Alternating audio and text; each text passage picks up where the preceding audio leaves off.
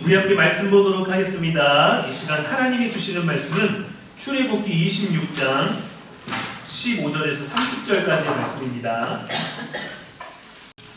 너는 조각목으로 성막을 위하여 널판을 만들어 세우되 각 판의 길이는 10규빗, 너비는 1규빗 반으로 하고 각 판에 2촉씩 내어 서로 연결하게 하되 너는 성막 널판을 다 그와 같이 하라. 너는 성막을 위하여 널판을 만들되 남쪽을 위하여 널판 20개를 만들고 20널판 아래에 은 받침 40개를 만들지니 이쪽 널판 아래에도 그 2촉을 위하여 2받침을 만들고 저쪽 널판 아래에도 그 2촉을 위하여 2받침을 만들지며 성막 한쪽 곧그 쪽을 위하여 널판 20개로 하고 은 받침 40개를 이쪽 널판 아래에도 2받침 저쪽 널판 아래에도 2받침으로 하며 성막 뒤 곧 그 서쪽을 위하여는 널판 6개를 만들고 성막 뒤 2 모퉁이 쪽을 위하여는 널판 2개를 만들되 아래에서부터 위까지 각기 2벽 2개로 하여 위고리에 유리하고 2 모퉁이 쪽을 다 그리하여 그 8널판에는 은받침이 16이니 이쪽 판 아래에도 2받침이요 저쪽 판 아래에도 2받침이니라. 너는 조각목으로 띠를 만들지니 성막 이쪽 널판을 위하여 5개요 성막 저쪽 널판을 위하여 5개요 성막 뒤 곧 서쪽 널판을 위하여 5개이며 널판 가운데 있는 중간띠는 이 끝에서 저 끝에 미치게 하고 그 널판들을 금으로 싸고 그 널판들의 띠를 꿰 금고리를 만들고 그 띠를 금으로 싸라. 너는 산에서 보인 양식대로 성막을 세울지니라. 아멘. 이는 살아계신 우리 하나님의 말씀입니다. 오늘도 성막에 대해서 나눌 건데요. 오늘은 회막의 널판이라는 제목입니다. 그 찬양집 뒤에 보면은 사진이 이제 4가지 사진이 있습니다. 이 사진을 조금 참고하시면 되겠고, 정확한 사진은 아니에요. 사람들이 공부하고 학자들이 내놓고 또 어떤 협회나 학회에서 만드는 것마다 조금씩 모양이 다른데, 가장 보통적으로 우리들에게 알려주는 이 모형이 바로 이것입니다. 성소와 지성소를 이루고 있는 벽면에 관한 거예요. 천장은 따로 만들지 않았습니다. 재료는 조각목이라고 되어 있는데 성경에는 시띠나무 그리고 우리가 알고 있는 아카시아 나무로 만들었어요. 널판이 옆에 보면은 20개씩 있고 저쪽이라고 하는 것은 반대편입니다. 맨 처음에 남쪽, 그러니까 성막 입구가 동쪽에 있으니까 남쪽에 있는 널판을 만들 때 10규빗 5m죠. 그리고 너비는 1.5규빗 75cm 정도 됩니다. 이거를 남쪽과 북쪽에 각각 20개를 만들고 이제 저 뒤쪽에 지성소 있는 쪽으로 8개를 만들어서 여기에 널판이 총 48개가 세워지고 2촉을 2개씩 만들라라고 되어 있는데 거기에 이제 두 번째 그림에 보면은 막대기 2개하고 가운데에 긴 봉이 끼워져 있는 걸 보면은 그 옆쪽으로 측면 쪽으로 돌기 2개가 오른쪽에 나 있고 왼쪽에는 구멍 2개가 나 있는 게 보이실 거예요. 그러니까 널판이 그냥 연결되어 있는 게 아니라 가운데에는 긴 봉이 들어가고 다음에 널판끼리 그 어떤 모퉁이 맞물릴 수 있는 걸 통해서 그걸 겹겹이 쌓고 거기에다 이제 띠를 4개를 두르게 되어 있습니다.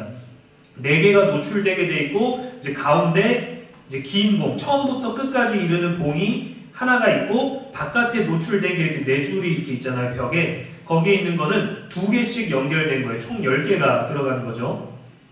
이렇게 만들고 받침을 만들 때 받침은 은으로 만들게 되어 있습니다.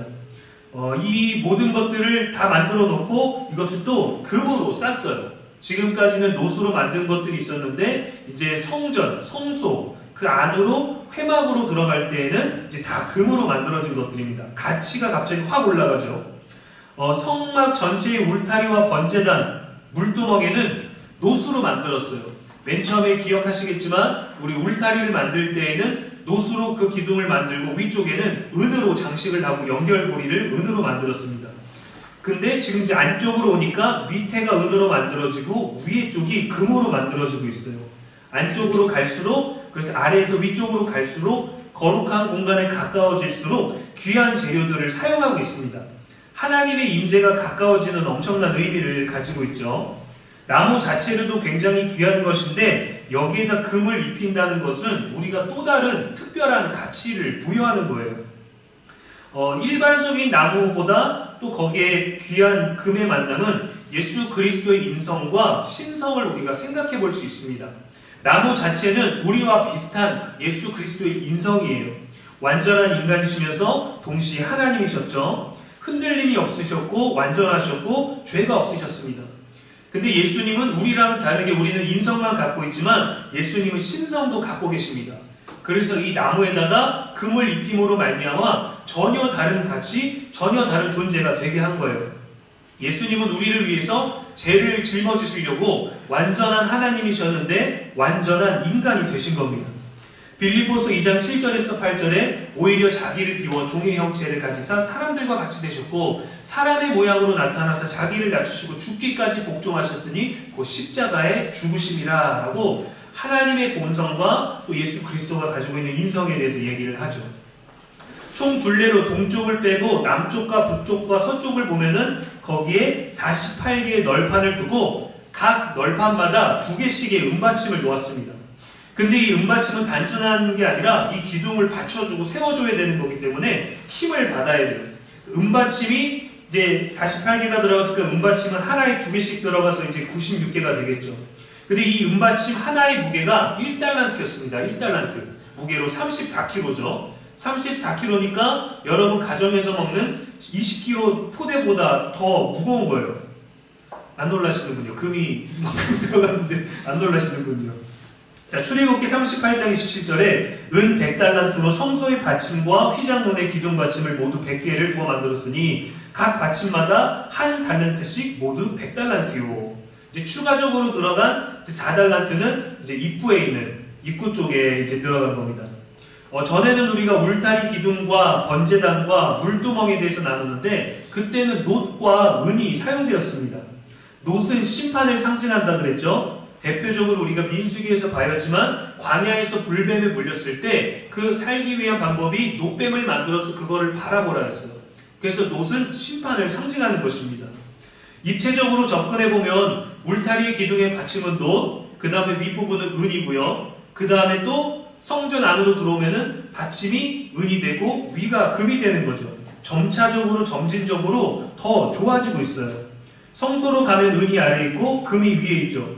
동일하게 더 가치 있는 것이 위에 존재합니다. 우리도 땅을 밟고 살지만 땅에 있는 것보다 현재 살고 있는 우리의 땅의 현실보다 하늘의 소망, 여호와의 집, 천국에 대한 것은 하늘에 있죠. 우리가 더 그 가치를 아직은 알지 못하지만 그것을 바라보면서 말씀을 통해서 그 삶을 꿈꾸면서 나아가는 겁니다. 은이라는 것이 보면 중간 과정이 있어요. 맨 바깥문에서는 위에 있는데 지금 성막에서는 성소에서는 은이 밑에 있죠. 놋은 심판을 상징하고 은은 속죄와 구원을 상징합니다. 그 성소는 거룩한 공간이지만 그 성막이 세워지는 곳은 언제 어느 때 성막이 만들어질지 몰라요. 하나님의 구름기둥이 멈추면 불기둥이 멈추면 하나님이 움직이라고 말하시기 전까지는 그 땅이 거룩한 땅이 되는데 그 땅과 거룩한 성전을 연결해 주는 게 바로 은인 거예요. 그 은이 바로 예수 그리스도를 상징하고 있는 것입니다. 속된 것과 거룩한 것을 연결시켜주는 그 무엇이 필요한 거죠. 금이 바로 세워지는 게 아니라 은 위에 세워졌다는 걸 기억하십시오. 중보자 되신 그리스도의 속죄가 반드시 필요합니다. 교회 안에서는 어떤 과정에서든지 예수님이 필요해요. 우리가 더 나은 사람이 되기 위해서는 세상에서의 성공보다 더 좋은 것이 무엇이냐면 예수 그리스도입니다. 예수 그리스도가 있으면 인생의 참된 의미에서의 성공이 되는 것이고 사람은 알지 못하지만 우리의 마지막 본향집이 될 저 천국에 계신 하나님께서 인정해 주시는 것이 바로 예수 그리스도에 대한 확신이 필요한 거예요. 여러분도 이 세상 가운데서 가정 가운데서 여러분의 일터에서 은과 같은 존재입니다. 우리가 예수 그리스도의 중보자 역할을 감당해야 돼요. 그래서 은이 때로는 단련을 상징합니다. 시편 66편 10절에 하나님이여 주께서 우리를 시험하시되 우리를 단련하시기를 은을 단련함과 같이 하셨으니 은은 그냥 되는 것이 아니라 단련돼야 되는 것입니다. 우리는 단련이라는 단어를 단순하게 몸을 강하게 한다, 식성을 좋게 한다, 면역력이 뛰어나다 해갖고 건강의 의미를 가지고 있지만 이거는 영적인 단련이에요, 여러분. 우리의 내적인 단련을 의미합니다.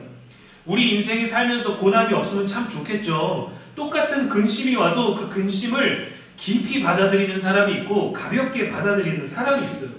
모든 것들에 다 장단점이 있기는 하지만 모든 답은 예수 그리스도로 가져야 되는 것이 우리 그리스도인의 믿음이 되어야 됩니다. 우리는 주님이 없고서는 우리는 아무것도 배울 수 없어요. 말씀의 깊이를 알면 알수록, 성경을 많이 읽으면 읽을수록, 깨달으면 깨달을수록, 기도하면 기도할수록 우리는 그리스도께 가까워집니다. 그리스도께 가까워진다는 건 바로 하나님께 가까워지는 거랑 똑같은 거예요. 중보자의 역할을 해주시지만 그분이 곧 말씀이고 그분이 곧 하나님이시기 때문에 예수 그리스도를 통해서 우리는 하나님을 경험하게 되는 것이죠. 그래서 성전에서도 가장 고귀한 금이 사용되는데 그 금을 아무데나 세운 것이 아니라 은이라는 중간 과정을 거쳤어요. 이 금이 가지고 있는 의미도 예수님의 어떤 신성을 의미하고, 은이 상징하고 있는 것도 예수 그리스도께서 우리의 중보자가 되시고 구원의 통로가 되시고 우리를 속죄하신 것이 된 겁니다. 바깥에서 안쪽으로 갈수록, 아래에서 하늘 방향으로 갈수록 귀한 재료들이 사용되고 있는 동일한 원리가 성막에 존재하죠. 그리고 이 널판들은 그림에서 보시면 아시겠지만 각각 세워져 있습니다. 40개, 48개 널판이 하나씩 75cm 정도 되는 두께의 널판들이 세워져 있는데 혼자가 아니라 서로 다 연결되어 있어요. 서로 전부 다 두 촉씩 연결되어 있습니다. 예수님께서 제자들을 파송하실 때에도 2명씩 파송을 하셨죠. 예수님 십자가 있을 때에도 양쪽 2개의 십자가가 있었습니다. 그리고 성경의 역사에서 보면은 형제들의 이야기, 제자들의 이야기를 볼 때 대부분 2명의 제자들, 2명의 형제들이 있었어요. 아벨과 가인이 있었고 야곱과 에서가 있었고, 제자들도 야고보와 요한이 있었고 베드로와 안드레가 있었죠. 그래서 우리들이 그냥 보면은 구조상으로 건물학적인 구조로 우리가 봤을 때도 그것이 합당한 것들이 되기도 하지만, 성경은요 여러분 모든 것들이 시대를 통틀어서, 시간을 통틀어서, 인물을 통틀어서 맞물려 있습니다. 인간의 삶은 구약시대에 많았을 때 969세 정도를 살았고, 그 다음에 180세 정도를 살았고, 90세 정도를 살았고, 그리고 지금의 우리의 강건하면 7, 80이 되는 연수의 삶을 살았는데, 하나님은 모든 인생 가운데 처음부터 지금까지 영원하신 분이시거든요. 하나님은 모든 삶에 섭리하고 계시거든요. 우리는 따로따로 떼어져 있지만 우리는 서로 조금씩 연결되어 있고, 가운데 봉이 처음부터 끝까지 다 지나는 것처럼 예수 그리스도 하나님은 우리를 영원토록 지나시는 분이십니다. 그러니까 하나님의 영원 가운데 우리는 그 한순간을 사는 거예요. 우주에서도 그런 얘기들을 많이 하죠. 우주의 영원 가운데 우리는 한 톨의 먼지와 같고 우리는 잠시를 머물고 간다. 이거는 성경 안에서 가장 확실하게 해석되어지는 것이죠. 어떤 것이 존재했는지 우리는 다 알 수도 없지만 성경만이 하나님은 영원하시고 만왕의 왕이시고 우리의 영원한 유일하신 구세주가 된다는 걸 증명해 주는 겁니다. 그 성경을 통해서 우리는 성막은 이렇게 만들었구나, 성막의 재료는 이것이구나, 무게는 이러하구나, 금액은 이 정도 되겠구나, 성수하는 평당 한 20억 정도 되겠구나 라는 것들을 우리는 생각하지만, 사실 하나님은 이 모든 것들을 통틀어서 우리와의 관계를 원하시는 겁니다. 성막을 통해 예수님을 깨닫길 원하고, 예수 그리스도를 통하여서 에덴 동산에서 잃어버렸던 하나님과의 영원한 관계를 다시금 회복하고 싶으신 거예요. 널판은 다 연결되어 있죠. 노출되어 있는 것도 있고 또 보이지 않게 연결되어 있는 것들이 있습니다. 수십 개로 구성이 되어져 있지만 마치 하나의 구조물을 딱 놓은 것처럼 다 건축학적으로도 견고한 구성으로 되어 있습니다. 금으로 된 이 벽은 마치 세상과의 완전한 구별을 의미하죠. 세상에 있는 헛된 것과 악한 것과 모든 것들이 우리를 공격할 수 없는, 침범할 수 없는 완전히 구별된 거룩한 공간이에요. 하나님은 이곳에서 우리를 만나주시길 원하는 거예요. 다 필요 없고 다 막아줄 테니까 걱정하지 마가 아니라 하나님께 집중할 수 있는 공간이 필요한 겁니다. 하나님께. 우리는 일상을 살면서 일상의 여러 어려운 일들 때문에 하나님의 도움을 구하기 위해서 많이 기도하죠. 말씀도 많이 의지하고, 사람을 통해서 믿음의 어떤 연약한 부분을 돕기도 하고, 조언을 듣기도 하고, 도움을 구하고, 지식과 조언을 구하기도 합니다.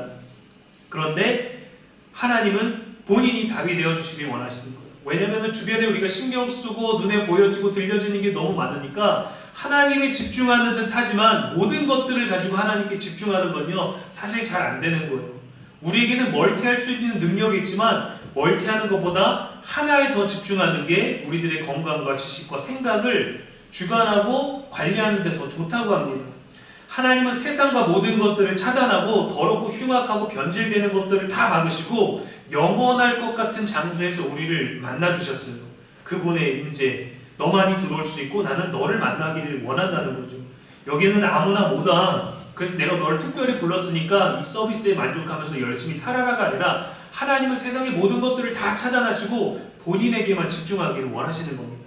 왜냐하면 하나님이 우리들에게 그렇게 집중하셨기 때문이죠. 우리와의 관계를 원하셨기 때문이죠. 다윗이 고백한 것처럼 주께서 나와 함께 하심이라, 주님께서도 그걸 원하시는 거예요. 이스라엘에게 복을 주실 때 그의 얼굴을 향하사 그의 얼굴을 펴서 드사 빛을 비추사, 그래서 하나님 우리를 향해 계신 거죠. 널판들은 절대 혼자 세워질 수가 없습니다. 구원받은 성도도 홀로 설 수 없습니다. 그래서 교회는 공동체인 거예요, 여러분. 우리가 작건 크건 규모에 상관없이 우리는 하나로 다 연결되어 있는 공동체입니다. 따로 있는 것 같고 나만의 믿음이 있고 나만의 일상이 있고 나만의 인격이 있고 나만의 어떤 구별되어져 있는 일상과 비밀스러운 사생활들 모두가 있지만 그래도 우리는 믿음으로 하나로 다 연결되어 있는 거예요. 함께 예배하고 함께 찬양하고, 딱 지금 여러분들의 모습을 보면 딱 그렇죠. 맞물려있죠. 흔들리지 않죠. 때로는 우리가 오해하기도 하고 때로는 우리가 실수하기도 하고 때로는 우리가 잘못 알기도 하고 다 이해하지 못할지라도 우리는 사랑의 띠로 다 연결이 되어 있습니다.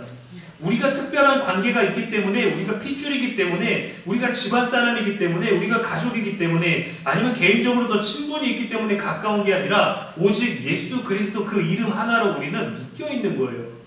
우리의 힘으로 버티는 것 같지만 사실은 우리가 신앙하는 예수님께서 우리를 묶어주신 거죠. 우리의 공동체로.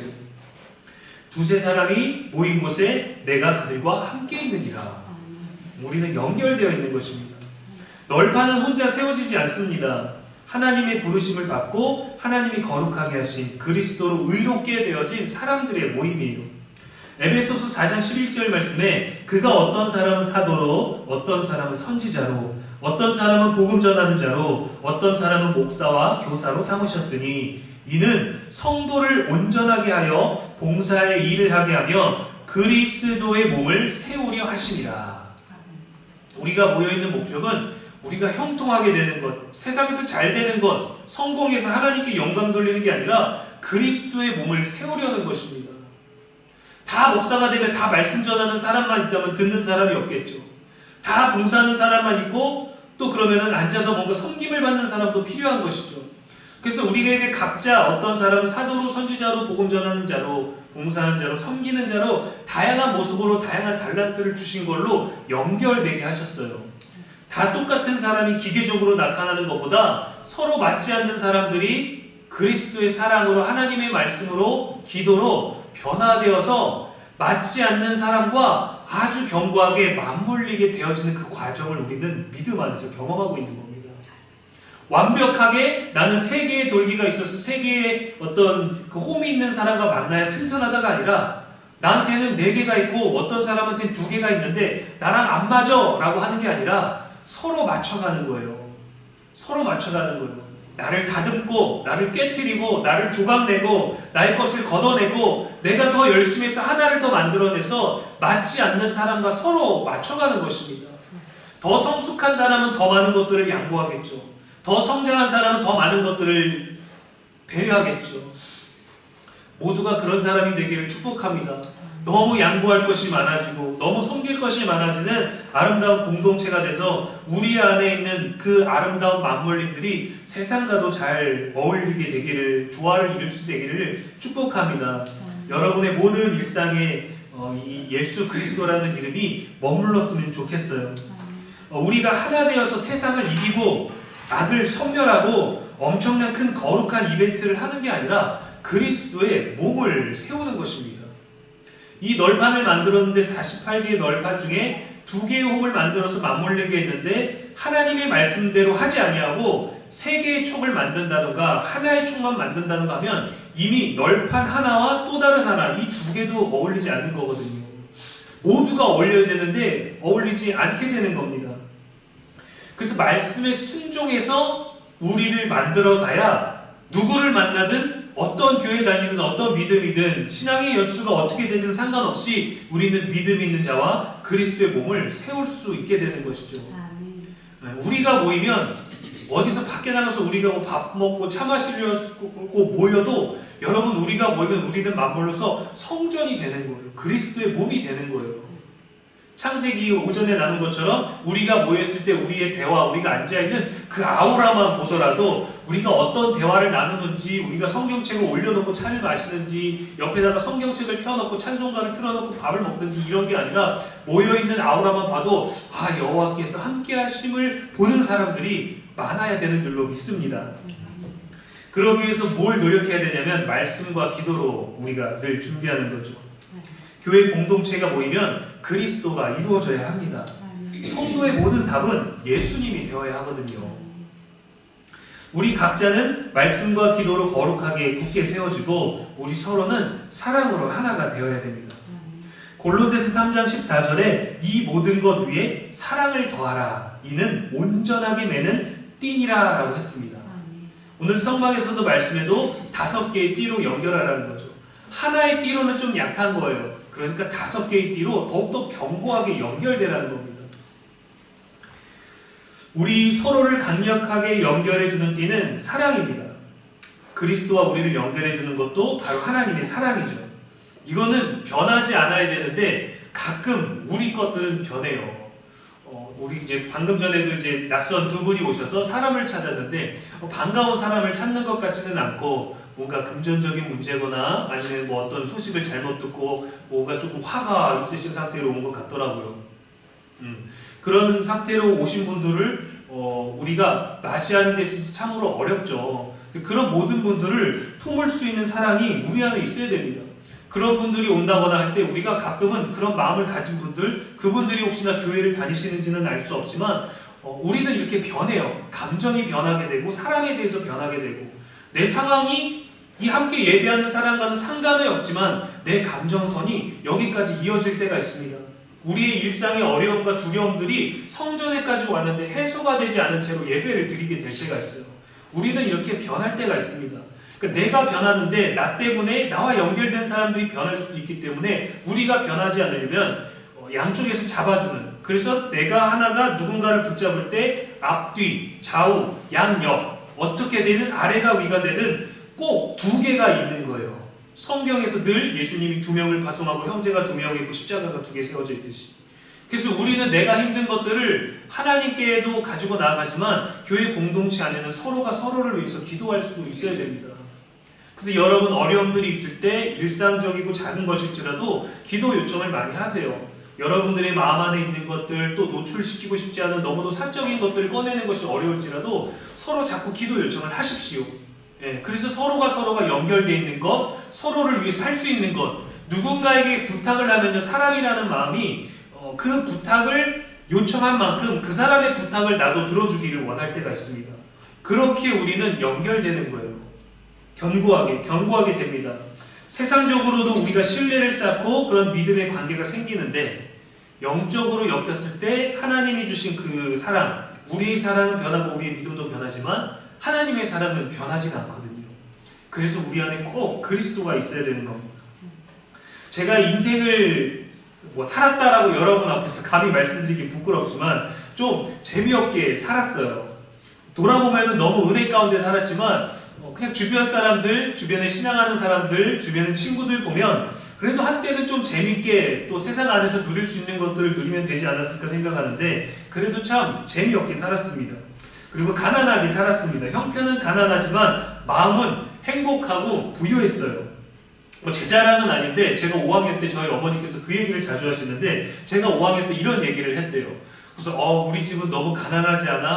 미국에 가면은 부자 아빠 있는데 너 그 아빠한테 갈래? 그 얘기를 엄마가 하셨어요. 제가 레고를 엄청 좋아했는데 레고가 비싸잖아요. 창의력과 공부를 못했지만 그런 거 만들어내서 막 상상하는 것들이 너무 많아갖고 레고를 늘 갖고 싶은데 이게 자그마한 몇천 원짜리는 사는데 큰 거를 못 사서 엄마가 하루는 아들한테 너무 미안했는지 저를 눕혀놓고 미국에 가면 레고 엄청 많이 사줄 수 있는 미국 아빠가 있는데 너 걸로 갈래? 그 얘기를 갖고 가셨어요. 울면서 난 김영래 아빠랑 살 거야. 가나는 괜찮아. 난 내 아빠랑 살 거야. 그랬대요. 근데 그랬는데 이제 엄마한테 가나는 잠시 불편한 거야. 괜찮아라는 말을 제가 5학년 때 했대요. 전 잘 기억이 안 나요. 어디 드라마에서 보고 했던 말이겠죠. 근데 그게 부모한테는 큰 힘이 되는 거예요. 저도 제 아이를 키우지만 이제 첫째가 이제 늘 저희들이 이제 패턴, 이제 엄마랑 같이 시간 보내고 시간 나면 공원에 나가고 뭐 카페 가서 뭐 같이 게임도 하고 뭐 그림도 그리고 산수 문제도 풀고 하는데 그런 일상들이 있다가 얘네들이 생각나면 뭐가 먹고 싶어요라고 할 때 언제든지 늘 가주면 좋은데 우리의 지출에는 한계가 있잖아요. 그래서 어느 날은 이번 달은 안 돼 이렇게 얘기를 하면은 서운해요. 막 너무 마음이 막 미안해지는 거예요. 근데 제가 어렸을 때 생각해 보니까 엄마의 마음은 얼마나 더 그랬을까. 갖고 싶은데도 친구들 다 갔는데 내가 갖지 못하는 걸 바라볼 때 그 마음이 어땠을까. 근데 저는 어렸을 때 그래서 나가서 놀거나 즐기는 것도 잘 못하고 돈이 없고 겁이 많아서 밖으로 나갈 생각도 잘 못 해봤습니다. 근데 교회를 통해서 경험을 많이 했어요. 교회를 통해서 6학년 때 피자를 처음 먹은 것도 교회 선생님이 사주셔서 처음 먹어봤고 롯데월드 같은 놀이공원도 교회 누나들이랑 형들이 데리고 가서 실컷 놀아봤습니다. 근데 놀 줄도 모르니까 그냥 가고 쭈뼛쭈뼛 사갖고 무서운데 소리도 없는데 하면서 놀이기구 타고 막 형들은 막 그런 막 소리 지르면서 막 즐겁게 놀는데 저는 처음 타는데 어떻게 놀아야 될지도 몰랐고 그거 무서워하고 맛있는 거 먹으면 와 맛있다 이런 반응을 했는데 너무 맛있는데 나는 처음 먹어보니까 그냥 다른 사람들은 자주 먹잖아요. 그러니까 먹으면서 늘 먹던 건데 맛있냐고 먹는데 저는 처음 피자를 먹었는데 너무 생긴 건 너무 막 이상하게 생겼잖아요. 막 색깔 막 이것저것 얹어져 있고 거기에 막 까만 올리브 있고 왜 까만색이 있지? 그걸 먹어봤는데 너무 황홀한 맛인 거예요. 너무 맛있는데 감탄을 표현할 수가 없어서 주변 사람들 조용히 먹으니까 저도 조용히 먹었어요. 너무 황홀한 맛이었거든요. 근데 아무 표현도 못하게 했는 거예요. 왜? 나는 가난해서 이것도 못 먹어봤고 나는 친구들이랑 이것도 못 해봤고 사람들은 다 해봤는데 저만 못한 것 같아서 원래 나도 한 사람처럼 누려보려고 황홀한 맛을 먹었는데도 와 하질 못했어요. 근데 교회를 다니면서 성격이 형들 누나들과 다니면서 많이 변했습니다. 근데 이분은 거룩한 신앙도 가지고 있었지만 세상에서도 분별력 있게 누릴 줄 아는 사람들이었어요. 세상에 있는 좋은 것들을 가지고 그렇게 좋은 사람들과 함께 어울리니까 제가 좋은 거를 보고 배우게 되더라고요. 저는 그런데도 재미없는 인생이었어요. 고등학교 때까지. 집, 학교, 교회, 학원도 없었습니다. 친구들이랑 놀러 가는 것도 없었습니다. 아무것도 없었어요. 주중에는 교회 많이 있고 주말에는 교회 많이 있고 또 교회, 학교, 집 이 세 공간밖에 없었습니다. 지금은 신앙이 없는 일반 친구들은 아예 없어요. 뭐 고등학교 때, 중학교 때 동창 친구들, 동네 사는 친구들 많기는 했지만 이 친구들은 다 이제 고등학교 넘어서 성인이 되면서부터 본인들이 억눌려 있고 세상 가운데 즐거움을 누리게 됐죠. 이제 술, 담배, 이제 여자, 유흥 이런 거 좋아하니까. 근데 그런 친구들을 만나면 꼭 술자리를 가야 되고 그런 친구들을 만나면 꼭 여자가 있는 곳을 가야 되고 그런 친구들을 만나면 골목에서 꼭 담배를 펴야 되고 이런 것들이 너무 싫어서 내가 여기서 이 친구들을 어떻게 전도할까 하다가 더 이상 할 수가 없어서 제 믿음이 방해가 되니까 거기로부터 나왔습니다. 친구들이랑 이제 연락을 할 수 없게 되었고 제가 교회 다니는 걸 알고 목회자가 된 걸 알면서도 가끔 연락을 하는 몇 년 만에 연락했지만 매일처럼 연락하는 친구들 한 두세 명밖에 없어요. 근데 저는 친구가 없어도 외롭지가 않고 가정을 이루고 나니까 친구가 필요가 없습니다, 사실은. 근데 군대 가기 전에 이제 그런 친구들이 다 끊기고 또 목회자가 됐으니까 목회자들이 주변에 많을 것 같잖아요. 근데도 저는 그렇게 인맥이 없어요. 거쳐온 교회 중에 담임 목사님 몇 분들 계시지만 뭐 주변에 목회적인 인맥이나 인생과 신앙의 고민에 있어서 뭐 이렇게 나눌 수 있는 사람들이 건너는 많고 저를 기억해주는 사람도 있고 제가 얼굴과 이름을 아는 사람들도 있기는 하지만 이 모든 사람들이 아주 일상의 모든 순간을 붙잡아주는 사람들은 아닙니다. 그렇다면 인간관계 안에서 함께 살아가도록 해주신 그 환경 안에서 우리랑 가장 가까이 있는 사람은 누군가 생각을 해보니까 가족이더라고요. 그래서 저는 제가 자녀로 있었을 때 부모님을 보면서 부모님을 느끼면서 하나님을 많이 봤어요. 자녀를 대하는 하나님의 마음을 많이 봤고 이제 아이들을 키우면서는 하나님의 마음을 배웁니다. 제가 제 아이들을 바라보면서 아이에게 해주지 못한 미안함, 아이를 생각하고 신경 쓰고 염려하고 잘 되기를 바라는 그 간절한 마음에서 하나님의 마음을 많이 알게 하시더라고요. 그러니까 그저 이 아이와 함께 아버지로서 그냥 일상 다른 아빠, 다른 아이들과 똑같이 살고 있지만 아닌 거예요. 아픔과 슬픔, 기쁨과 염려의 모든 인생의 영역을 가장 먼저, 가장 진실되게 모든 순간, 모든 문제를 이해해주는 사람은 역시 가족이더라고요. 네, 가족입니다. 그런데 우리들의 인생의 가족의 범위가 한번 변화가 올 때가 있습니다. 부모의 그늘 아래 있을 때가 있고, 그리고 부모를 떠날 때가 있죠. 또 결혼을 해서 부모가 되기도 하고, 자녀를 낳아서 부모가 되었을 때이기도 합니다. 이제는 완전, 저희 아버지는 완전 할아버지가 되셨는데, 아버지를 보면서 말로는 표현할 수 없는 그런 안타까움, 속상한, 죄송한 마음들이 있죠. 또 저희 아이들이 자라는 걸 보면서 반대로 이제는 부담감, 걱정, 염려, 근심들을 느끼죠. 아이들은 여전히 아무 걱정이 없지만. 우리는 다들 나이가 들고 현실적이고 사회적인 부분에서 변화를 경험합니다. 내가 함께 있었던 사람이 영원할 것 같고, 또 학창시절에 젊었을 때의 사람이 좋은 관계를 잘 유지해서 지금까지도 좋은 친구, 좋은 인연으로 남아있는 분들이 여러분들 주변에 계실 거예요. 만약에 실제로 그런 분들이 많으면 많을수록 여러분은 인생을 정말 아름답고 멋지게 살아오신 겁니다. 나에게 있어주는 사람에게도 감사해야 되고, 내가 그런 사람일 수 있는 것에도 감사할 수 있어야 되는 것이죠. 근데 어렸을 때부터 지금까지 우리들이 인생을 살아오면서 앞으로도 변하지 않는 게 있습니다. 가족들의 관계도 때로는 형편에 따라서 또 다양한 모든 조건들에 의해서 바뀌기도 하죠. 요즘 시대에는 이혼이 굉장히 많기도 하지만 물질의 문제에서, 유산의 문제에서 가족들끼리 소송하는 문제가 왜 그렇게 많은지 모르겠어요. 제가 아는 한 분도 본인이 가지고 있던 땅이 국가에서 보상을 받게 돼서 큰 돈이 생겼는데, 그 돈이 생기자마자 가족들이 서로 소송을 걸었어요. 그거를 많이 차지하기 위해서. 근데 결국에는 법정 싸움에서 돈을 소송비로, 변호사 비용으로, 재판 비용으로 다 해가지고 결국에는 그들이 원하는 금액의 반도 받지를 못했습니다. 그렇다면 뭐하러 그렇게 싸웠을까요?